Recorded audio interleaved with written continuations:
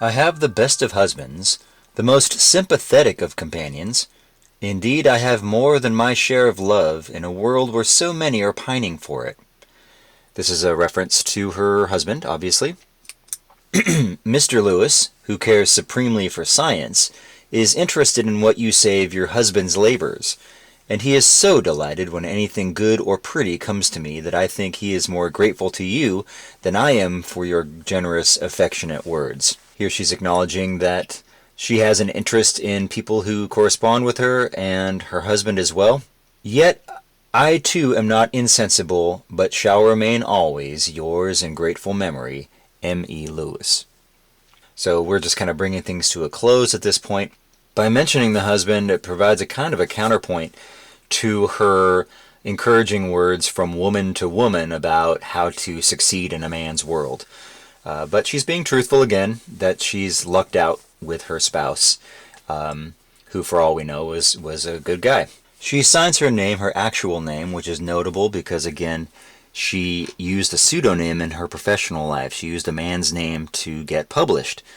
Not the first of her kind to do so.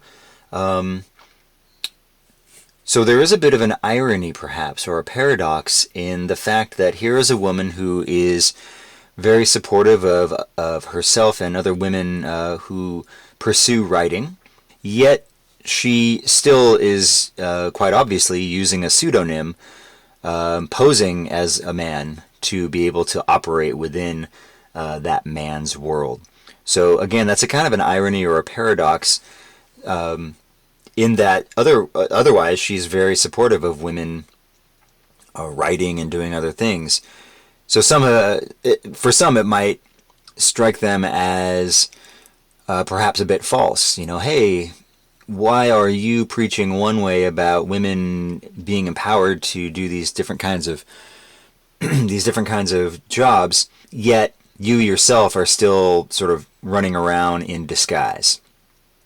So it's hard not to ignore that there is an irony, and I'm sure that it did not escape her or anybody who used a synonym like that, who I'm sure it occurred to her that she was using irony and paradox and had a kind of a double professional life as well.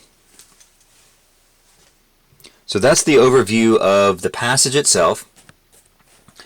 So in our next installment, we'll be talking about thesis statements for this particular piece and some of the other accompanying pieces too.